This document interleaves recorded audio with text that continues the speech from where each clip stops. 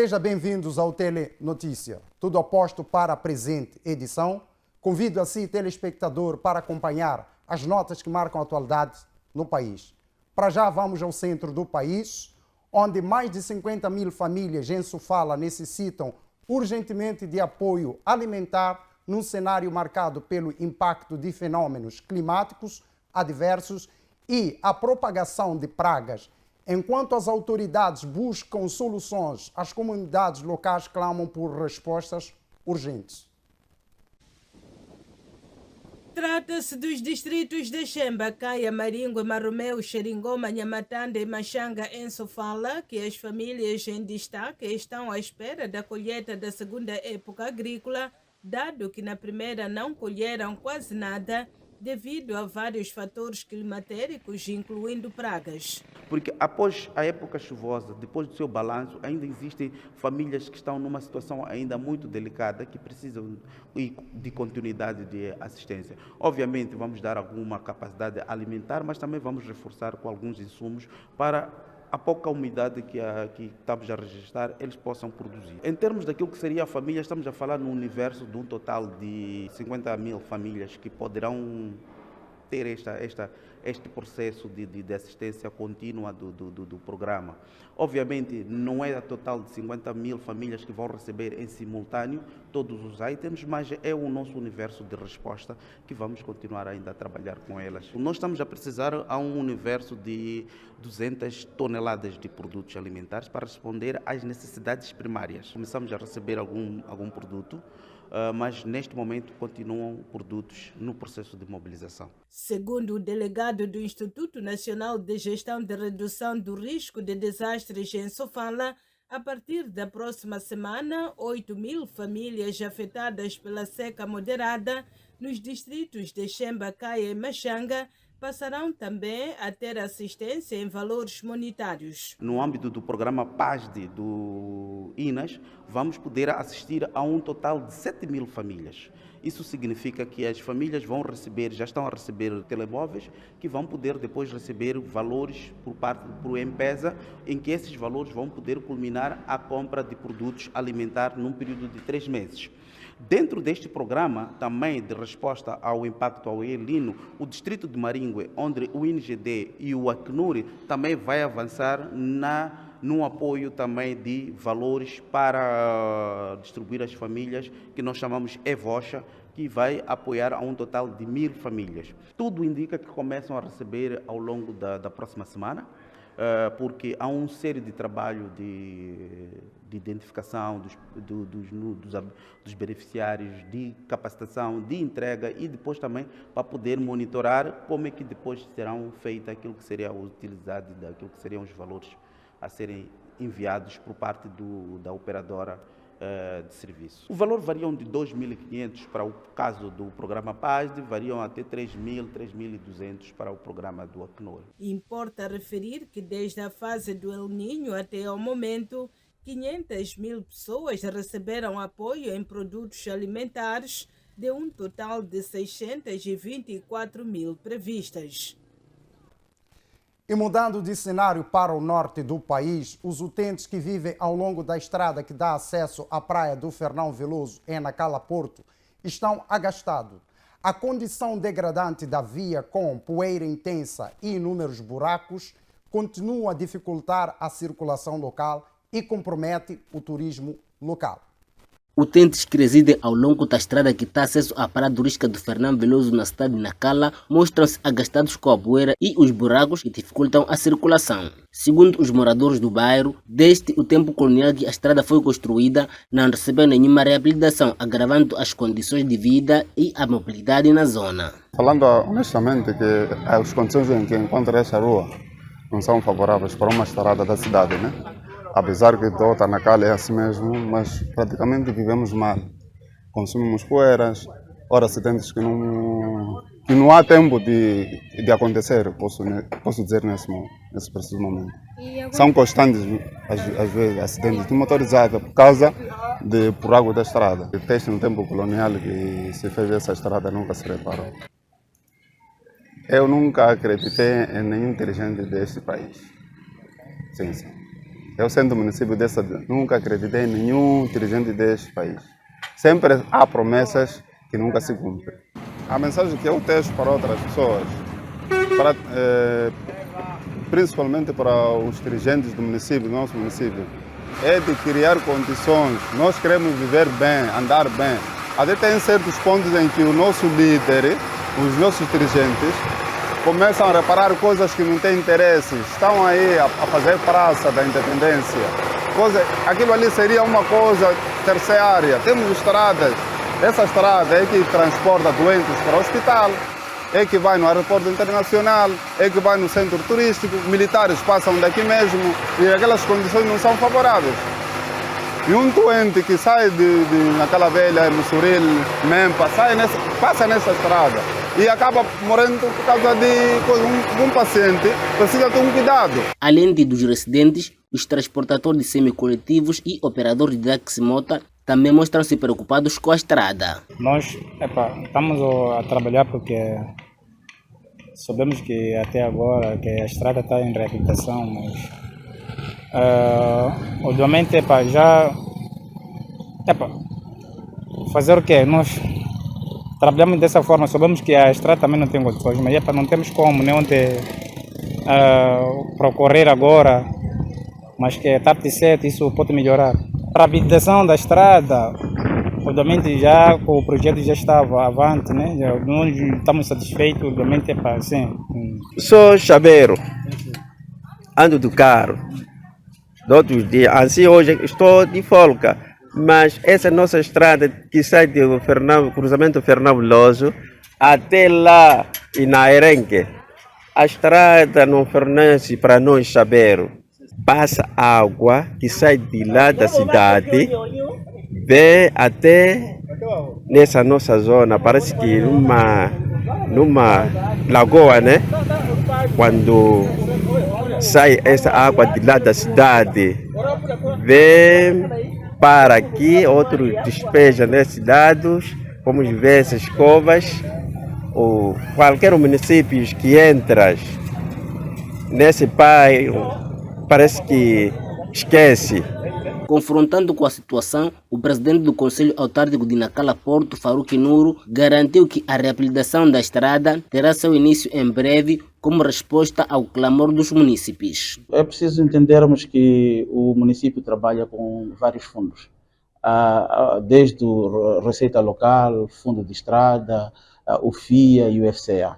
E neste momento temos estradas, estamos a trabalhar com aquele que é o FIA, que é a estrada da Avenida de Eduardo Mondlane, e temos a estrada que é do vulgo da Rua do Jaguar, que é uma estrada que está a ser financiada pelo Fundo de Estrada.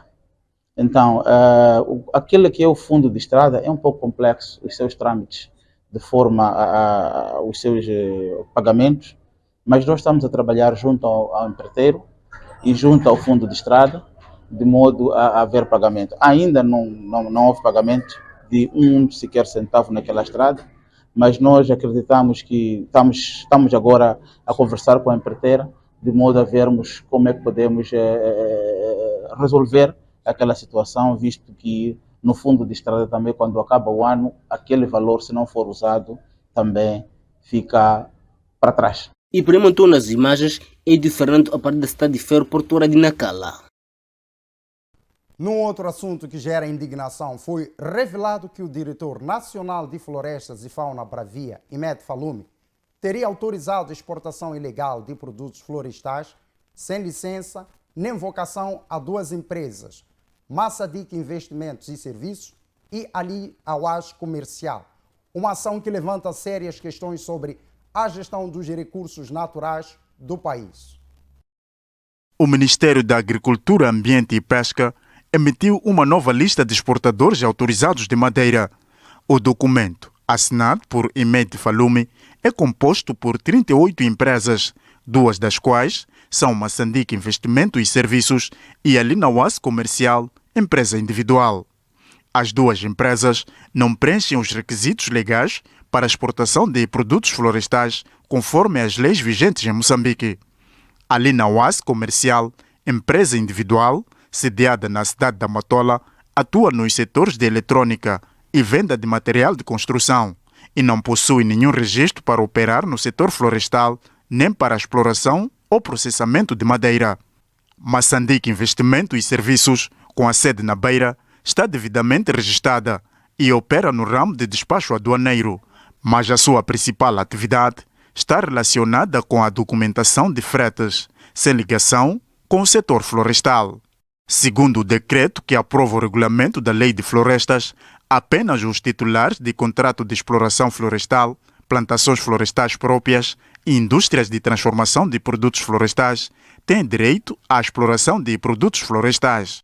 Contrariamente ao que a lei impõe, a Moçambique Investimento e Serviços e a Lina UAS Comercial, empresa individual, submeteram os seus pedidos à Direção Nacional de Florestas em Maputo, enquanto o pedido deveria ser ao nível provincial, onde seria aferida a capacidade das duas empresas e, posteriormente, emitido um parecer ao Ministério, o que não aconteceu. Refira-se que uma das exigências para ser exportador de madeira é possuir uma indústria de seração de madeira e concessão florestal, o que as duas empresas não possuem. Fontes do Ministério da Agricultura apontam que as duas empresas têm ligações com Renato Timani, assessor do Ministro da Agricultura, o que levanta preocupações sobre favorecimento e abuso de poder, supostamente envolvendo também Imed Falume. A quando da apreensão dos 161 contentores contendo madeiras em Touros em Cabo Delgado, que seriam exportados ilegalmente para a China em 2012 e que, no seu interior, foram encontrados 126 pontas de marfim, Renato Timani era, na altura, diretor provincial da Agricultura e Meio Ambiente. Havia indícios que apontavam Renato Timani como cúmplice da referida exportação ilegal. Um mês depois, e de forma sorrateira, enquanto decorriam investigações, Timani foi exonerado do cargo pelo então ministro do Pelouro, José Pacheco, indicado para exercer outras funções na capital do país que não tinham nada a ver com a área florestal.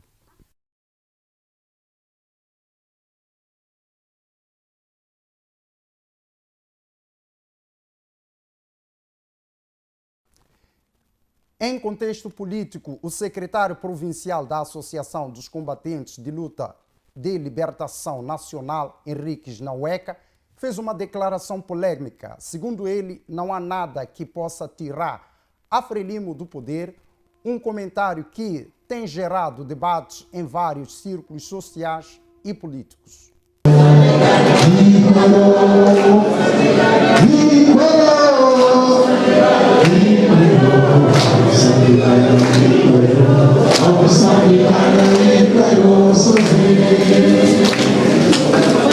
Pode tentar a força, mas não vão conseguir. Nós estamos prontos, ainda estamos em dia.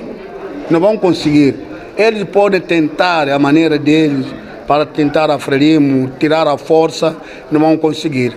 Porque nós tiramos português aqui em Moçambique, para então serem tirados com alguém, não.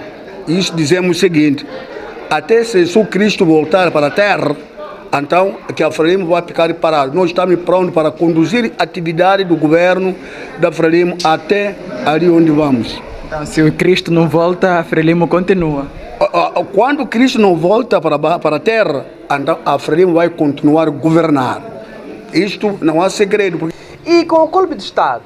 Não é possível alguém derrubar aqui em Moçambique, mesmo nem com o golpe do Estado, não é possível, porque esses filhos que estavam lá na tropa, esses filhos combatentes que saíram nessa cintura da Frente da Liberação de Moçambique. Henriques Naueca falava durante a 4ª sessão ordinária do Conselho Consultivo da ACLIN na província de Nampula. Amos Manuel, Cortes Sumulha.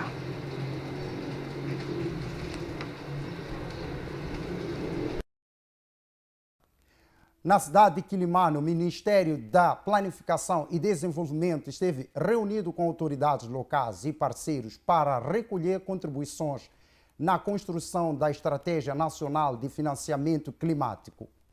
A cidade de Quelimane acolheu recentemente um seminário promovido pelo Ministério da Planificação e Desenvolvimento com o objetivo de ouvir as sensibilidades locais da Zambésia no âmbito da elaboração da Estratégia Nacional de Financiamento Climático. O Diretor Nacional de Financiamento Climático disse que a iniciativa surge num contexto em que o país tem enfrentado cada vez mais os impactos severos das mudanças climáticas, carecendo de mecanismos eficazes de mobilização e utilização de recursos para a resposta a estes desafios. Bom, este seminário tem como objetivo auscultar a província, porque nós estamos a elaborar uma estratégia de financiamento climático.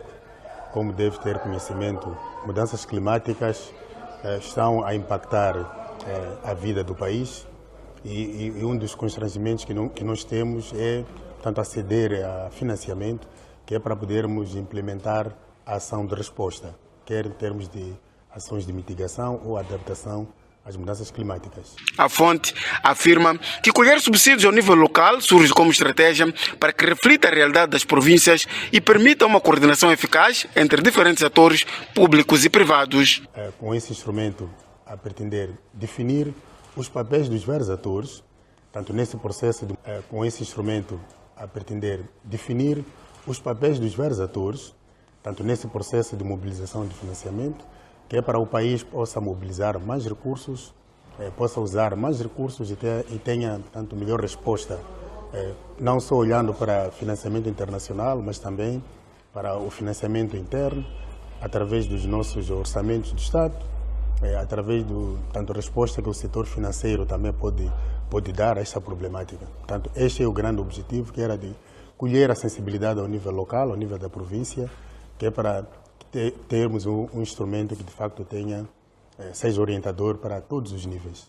Mobilização de financiamento, que é para o país possa mobilizar mais recursos, possa usar mais recursos e tenha tanto melhor resposta, não só olhando para financiamento internacional, mas também para o financiamento interno, através dos nossos orçamentos do Estado, através tanto resposta que o setor financeiro também pode dar a esta problemática. Portanto, este é o grande objetivo, que era de colher a sensibilidade ao nível local, ao nível da província, que é para termos um instrumento que de facto seja orientador para todos os níveis.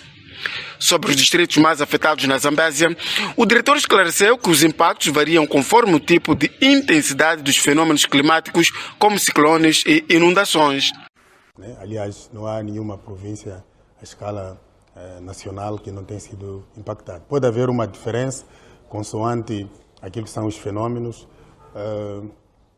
Não é um exercício muito simples de mapear, porque também, olhando só para os ciclones, há distritos que podem ser ponto de entrada, sobretudo distritos costeiros, mas às vezes o impacto pode incidir mais ao interior. Então, consoante aquilo que foi o evento, podemos ter impactos diferenciados, mas, regra geral, todas as províncias estão a ser afetadas e esta não é uma exceção. O governo, no entanto, pretende consolidar um plano estratégico que sirva de referência nacional e que sugere maior resiliência das comunidades frente aos fenômenos extremos que continuam a ameaçar o desenvolvimento sustentável do país. E há investimentos em curso para fortalecer a produção agrícola. E mais de 5 milhões de meticais estão a ser investidos para estimular a produção de batata reno como parte do programa de massificação do produto nas 4 províncias do país. Trata-se de uma iniciativa da Agência de Desenvolvimento do Vale do Zambésia que visa incentivar os produtores locais. Foram mais de 93 produtores que se beneficiaram com este projeto. Os produtores receberam sementes, fertilizantes e pesticidas. Foram investidos 25 milhões de meticais para apoio aos pequenos produtores que apostam na produção da cultura de alto rendimento. Um dos representantes do projeto destacou que esse programa visa aumentar a produção local e reduzir a importação da batata. Para garantir a produção da batata a nível local e também, quem sabe, aos poucos ir reduzindo a importação da batata a nível de Moçambique, compensando com a produção local. A assistência técnica também é garantida a nível do programa. apesar dos produtores já terem alguma capacidade de conhecimento em relação a isso. Por sua vez, um dos agricultores beneficiados pelo projeto disse estar satisfeito com a ajuda, pois aumentou a sua produção e os produtos são com mais qualidade. Com o aparecimento do Vale do Zambeze, eu aumentei as minhas áreas e também a qualidade da própria batata já também deu, que se melhorou mais a qualidade. O rendimento dessa produção é para, portanto, melhorar a minha vida, a minha casa, ter uma vida normal. As autoridades locais encontram neste programa alternativas para superar a crise que tem se registrado na produção de culturas tradicionais. O tempo já mudou, temos situações de mudança climática e se nós formos a massificar a batata, termos a maior parte de produtores a praticar esta cultura, teremos maiores rendimentos e podemos conseguir fechar aquelas outras culturas que não é possível fazer ou que a produção está baixa e com a cultura de batata pode vir a render. Na província de Manica, a implantação do programa é nos distritos de Barwe e Vanduze, em Tete, nos distritos de Tsangano, Angônia e Moatize, Gorongosa, em Sofala e na província de Zambésia, nos distritos de Gurue, Niquadala e Mucuba. E no âmbito da modernização da função pública, o uso das tecnologias de informação e comunicação continua a enfrentar vários obstáculos em Moçambique. Entre os principais desafios destacam-se a escassez de equipamentos, internet de baixa qualidade e a falta de formação adequada, fatores que dificultam a digitalização eficaz dos serviços públicos. Em várias instituições públicas do país, os serviços continuam a ser executados de forma manual e morosa. A escassez de computadores, a lentidão da internet e a reduzida formação dos funcionários atrasam o atendimento ao público. O governo, através do Ministério das Comunicações e Transformação Digital, definiu com prioridade a elaboração da política e da estratégia nacional de governação de dados que permitirão ultrapassar os desafios ligados à gestão da informação e tornar Moçambique um país capaz de usar os dados de forma eficiente. O Governo, através do Ministério das Comunicações e Transformação Digital, definiu como prioridade incontornável a elaboração da política e da estratégia nacional de governação de dados, que permitirá ultrapassar os desafios ligados à governação de dados e posicionar Moçambique como um país capaz de utilizar os dados como motor do seu desenvolvimento econômico e social. Moçambique enfrenta ainda desafios estruturais que limitam o aproveitamento do potencial das tecnologias digitais na melhoria da eficiência dos serviços públicos e no aumento da produtividade em diversos setores. Enfrentamos ainda desafios estruturais que limitam a plena utilização do potencial das tecnologias digitais na melhoria da eficiência e da eficácia na prestação de serviços públicos e de melhoria da produção e da produtividade em diversos setores da nossa economia. Por fim, o Comitê de Governação de Dados da União Africana destacou a importância de trabalhar em estreita colaboração com o governo moçambicano na construção de um ecossistema digital onde os direitos dos cidadãos sejam protegidos. É fundamental trabalharmos juntos para construir um ecossistema digital resiliente, confiável, onde os direitos dos cidadãos são protegidos. É o fim da presente edição. Gratos pela atenção dispensada. Até amanhã. Boa noite. Fique bem.